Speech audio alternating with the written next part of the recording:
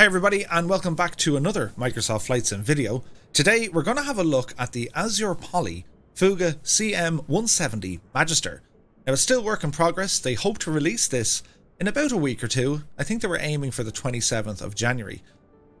They expected to have a price point of $27.50, but that could change. So if there's anything you see in this video, if it doesn't look 100% correct, just bear in mind it's not finished just yet. So what is the Fouga CM170 Magister? Well, it's a 1950s French two-seat jet training aircraft. It first flew in July 1952 and entered service in 1956. Its primary users were the French, Israeli, German and Finnish air forces, but this thing was used all over the place. It was used in Belgium, Austria, Brazil, Ireland, even Lebanon. The livery we're looking at is that of the Irish Air Corps.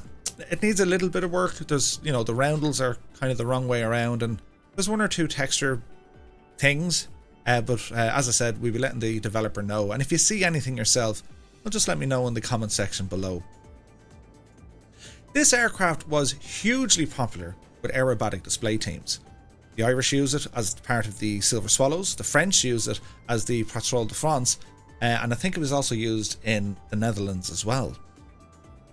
So, what are we looking at here? This aircraft, it actually started its life as a glider, and some of that heritage can still be seen on the aircraft today. Now, I remember these very, very well. I have very fond memories of the Fouga. I grew up around these in Baldonnel. So, they have an iconic sound. They look amazing. And the pilots always said they were so stable to fly. They were a really, really stable aircraft, which is kind of a testament to what it was built to do.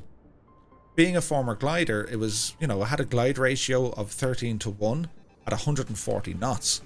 Also, it had a very efficient tail design. It's using a butterfly wing or a V-tail, and that allowed them to get lots more efficiency out of the aerodynamics of the aircraft. As a training aircraft, it was designed to transition a pilot from the piston flyers into the jet aircraft. And once they fly the Fouga, they would then move on to some of the bigger and faster aircraft. Now that's not to say that this was anyway slow or not capable. This aircraft actually has a very impressive performance sheet. So it had a service ceiling of 36,000 feet, maximum speed of 386 knots, with a range of 650 nautical miles.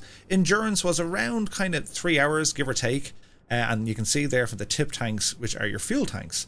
It also has the main fuel tanks located closer into the center of the fuselage. Another interesting thing that this aircraft had, there was an additional fuel tank used only for inverted flight, allowing the aircraft to fly upside down for a sustained period of about a minute, minute and a half, give or take. Now, talking about the glider heritage, well, here's something straight away towards the aft of the aircraft. There's a keel on the very, very back here, and in the keel itself, you can see there's a very small wheel.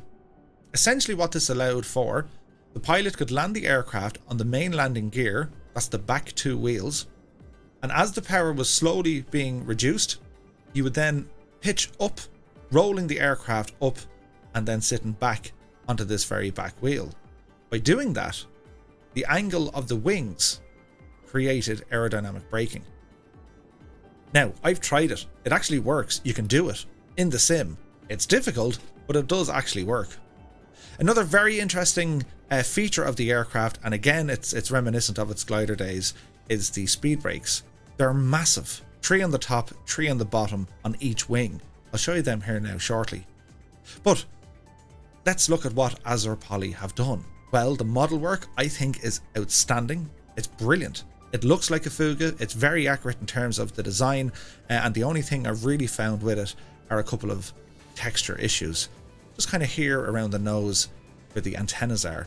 It's just missing a little bit of a spot. The landing gear are highly detailed, they look fantastic. The rear gear even more so. Shoot onto them. You can see like the fuel lines going in there. It's incredible. They've done great work here.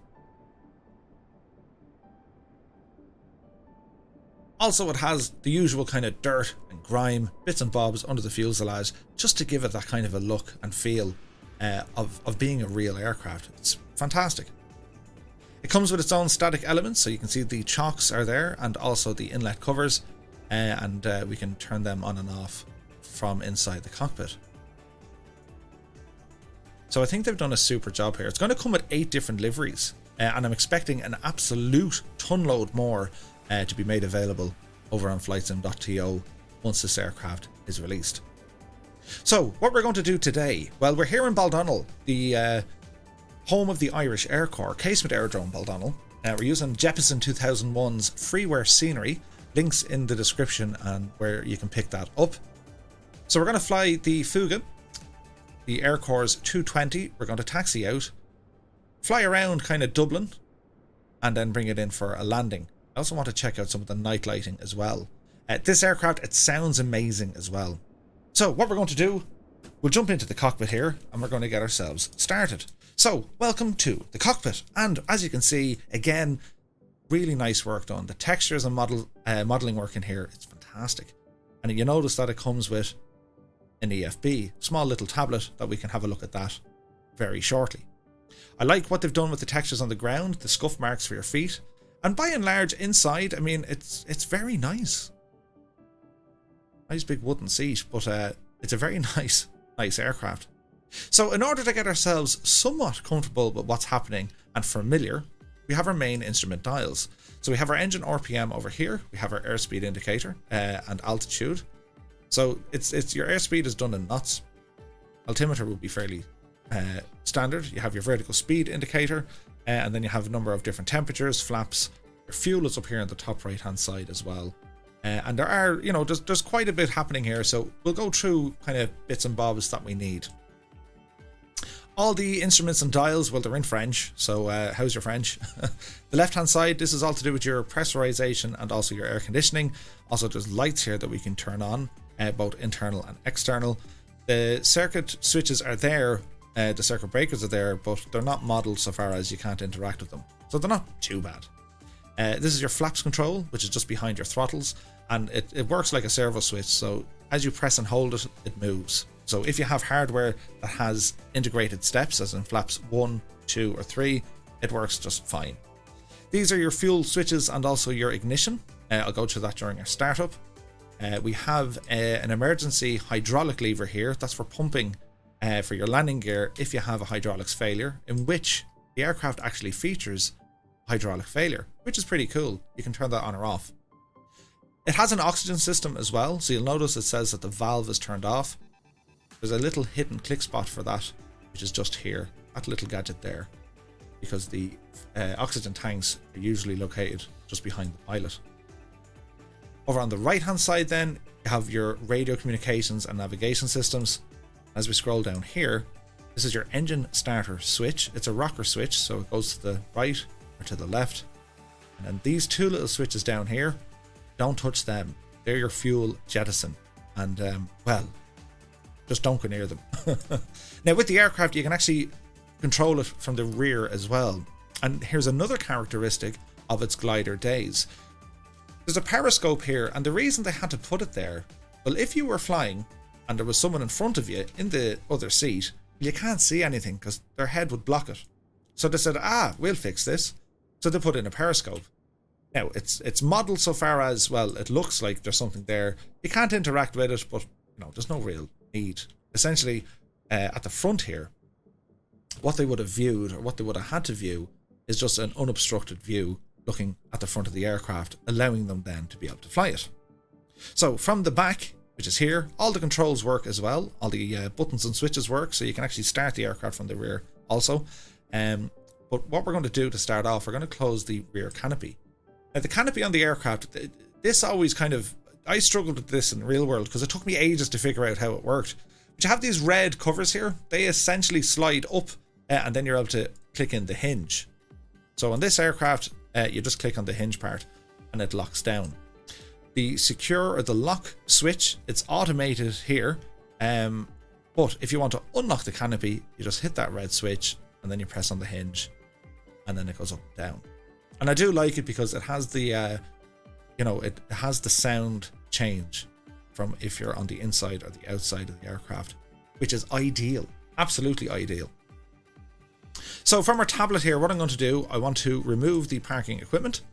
It has a smoke system, various different colors, and they can be triggered from here and then activated from your main switch here, smoke on, smoke off. And our oxygen level is reading full. So I'm going to turn on the oxygen. That little valve, it now says valve is on. If we want to disappear this, we can click on the side panel here of the tablet. Failing that, you can just click on the little spanner up there. So, the electrical system. Down here, we have a battery switch and we have a generator.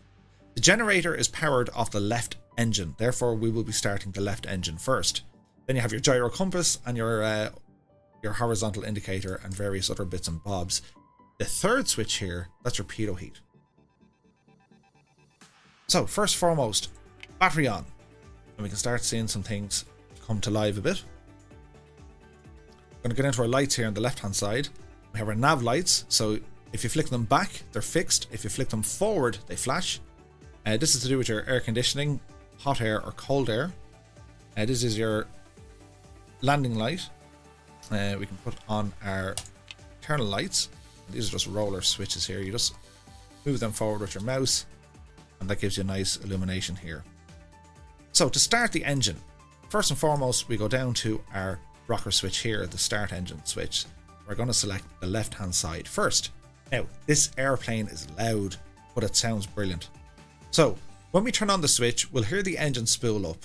We're going to have a look at our RPM gauge up here. And once we get to about 1200 on our RPM, we come down then to our fuel switches.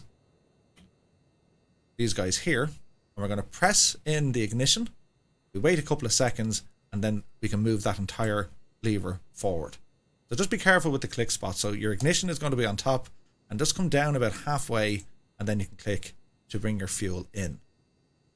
So in theory, that's how it's going to work. So let's see what happens. So let's go for a start on the left engine.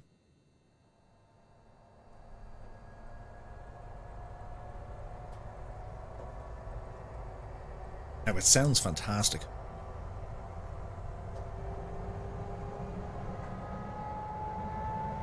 So we have some movement.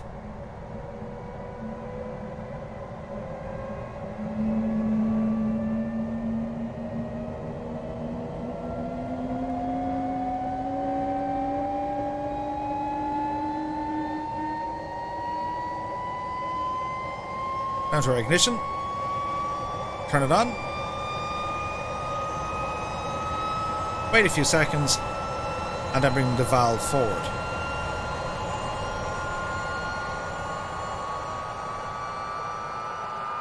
You can see the temperature starting to come up. RPM is now increasing. And that sounds like a good start on our left engine. Now this gets super loud, so we'll close our canopy here now in a sec. But we can also turn on our generator now. So generator on, close the guard, put our compass, horizontal stuff on here as well. Your artificial horizon as they call it. So they're now activated, up and running. Engine is still spooling. So we're going to close the canopy. Everything's locked in. Alright, so we go start now on the right engine. And we repeat the process.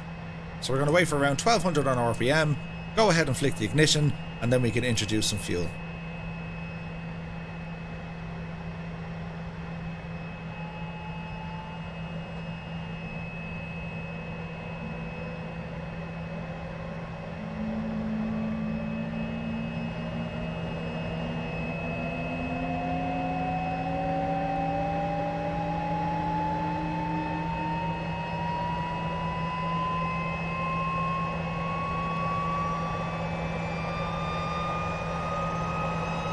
Fuel in.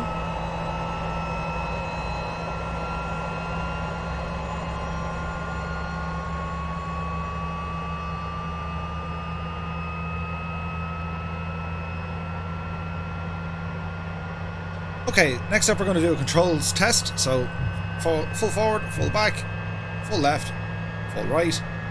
Also, if you're looking at the wing view, and if we want to check out the speed brakes, I'll show you here. So there's 3 up and there's also 3 down. The animation is lovely. And the stopping power of them is bananas. Right, so as we're spooling up here, we'll jump outside and let's hear some of those sounds.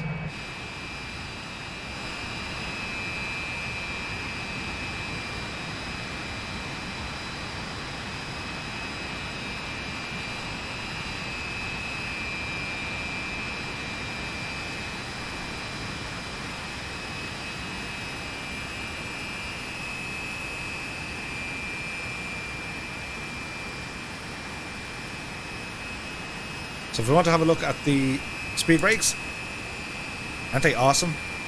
So they're just on this side and this side.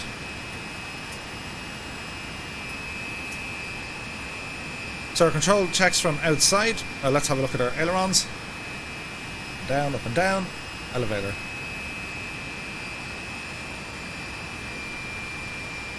Nice.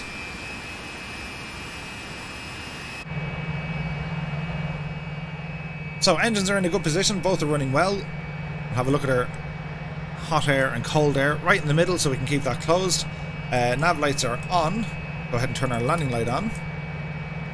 And if we want to check out the night lighting on this aircraft, it's beautiful. It really is nice. So we'll just bring our time back here, make it a little bit darker. Isn't that superb? It's really nice. So from our second seat, you see we've no lights on back here. We just rotate these switches. There we have it. We even have a normal white light here as well. It's beautiful. I really, really like the nighttime lighting in this aircraft. Then if we jump outside again, we can check out the external lights. There's our main landing light right in the nose. And then we have our nav lights on the side, red and green, and you have a tail light here as well. Now again, if you want to change that switch, they're currently on fixed, we can move them over to flash. And now they're somewhat strobed.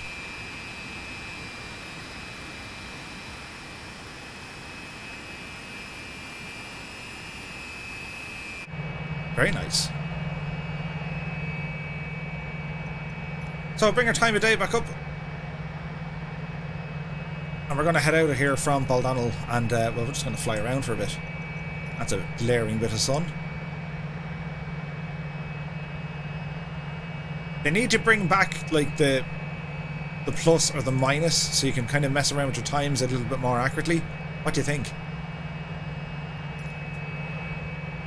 Anyway, it is time to start moving out. So, park and brake comes off. You see animation on our pedals here. Toe brakes are working. Rudders are working. And we'll start advancing a bit of power. We should start getting a bit of movement at around 1300 RPM. There we go. Check our brakes. Working well. We want to check the suspension. You can see it there bouncing down. It works fine.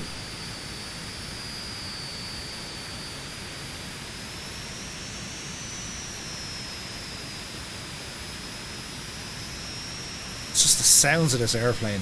They're fantastic.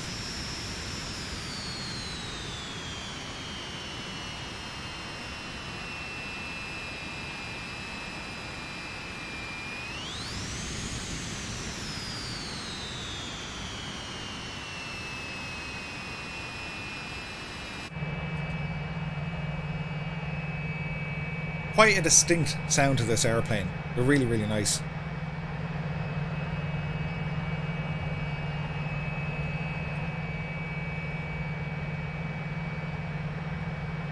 So we're going to depart here from runway 22, straight out, and just kind of fly in around Dublin, and then we'll come back in for a landing.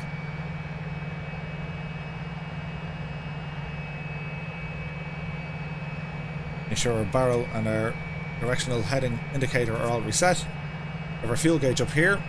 This one here is your de-icer, if you need it. Thankfully we don't. Weather is decent. And then you have a compass light just here as well.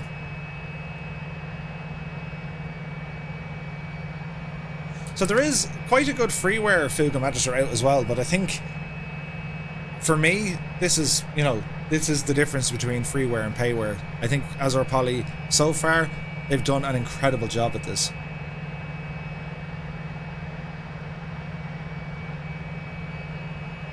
So we're going to set our flaps to 10 degrees for takeoff. They're set.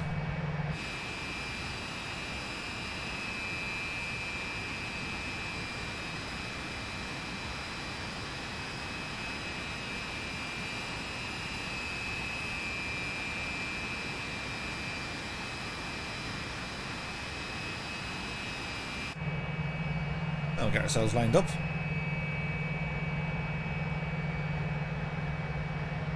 So what we're going to do, bring ourselves to a stop. We're going to advance our power up. We're going to bring it up to 1500 on our RPM, hold the brakes, then we'll release the brakes and apply full power. We're going to rotate at about 110 knots, and it's just a very nice gentle pull on the stick.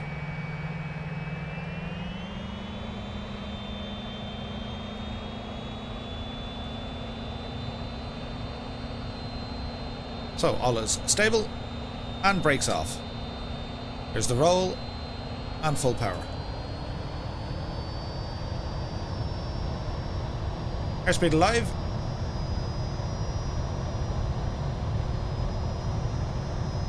We're up to 100 knots. Very gently back on the stick.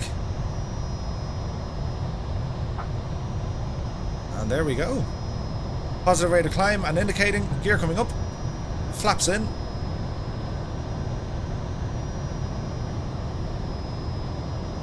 Got ourselves climbing out here. Speed already up on 250 knots. 3,000 feet per minute on our climb. Little bit of bump.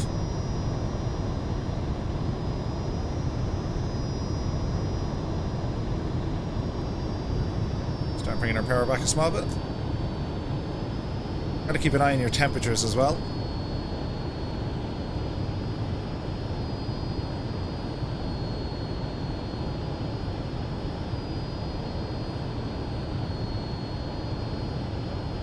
Okay, so at around 2000 on our RPM, in kind of straight and level flight, we should be comfortably kind of hitting the 250 knots, give or take.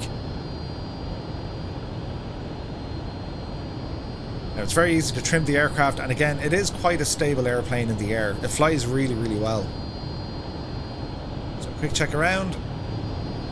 Nice wing view there. Everything looking okay from back here. Nice.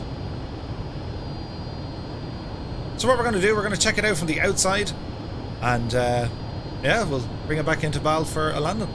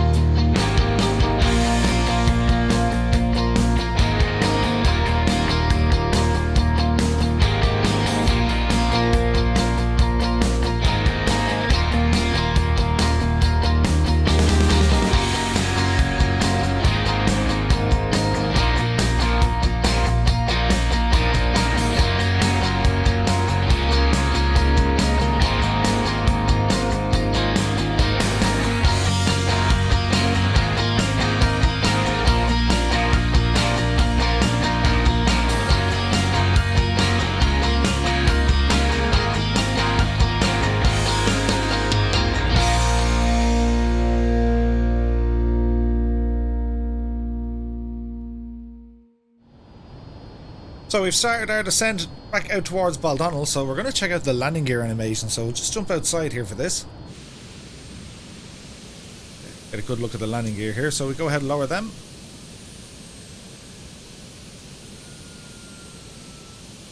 Very nice. So just watch our speed here as well. We're low enough on fuel, but we will get a warning light if we go under 1/4 in our tanks. So far, so good. So your approach now over here to Baldonnel. Runway 22 is what we're aiming for. Go ahead, drop 1 notch of flaps here. And start our turn in. So ideally, approach speed, we want to be aiming for around 150 knots. It's quite okay to come in a little bit fast because your speed brakes, they can take over if we really need them.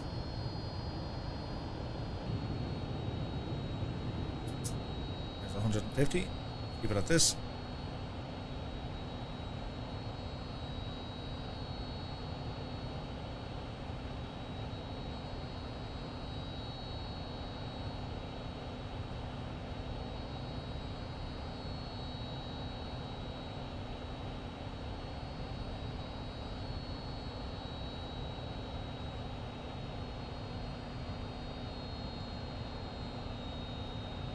Our power back.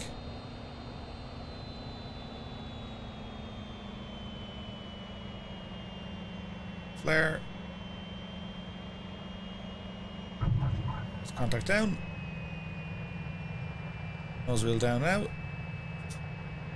Speed brakes out. There we go. Manual braking now. Definitely a challenge to get used to the aircraft. But it flies so well, it's so nice to fly. So, finish with our flaps, bring them back in. Speed brakes back in.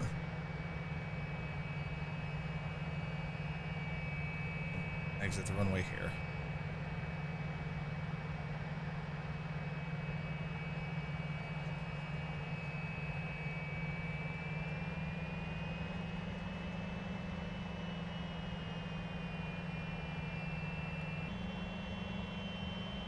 So, have a quick look on our EFB. We can see we used a fair bit of oxygen on that, which is interesting.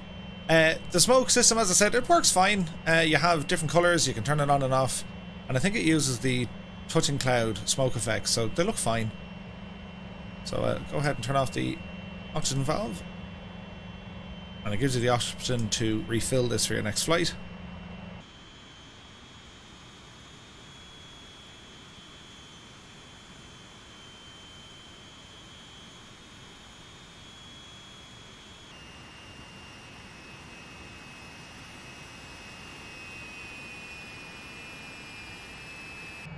Alright, so brought to a stop here now. We can go ahead and turn off our landing lights. Go for engine shutdown.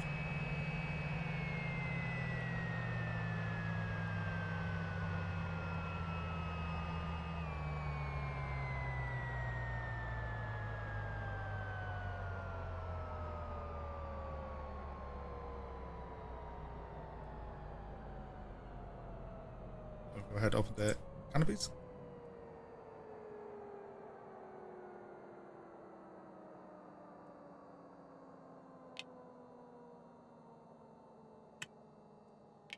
Battery off here as well.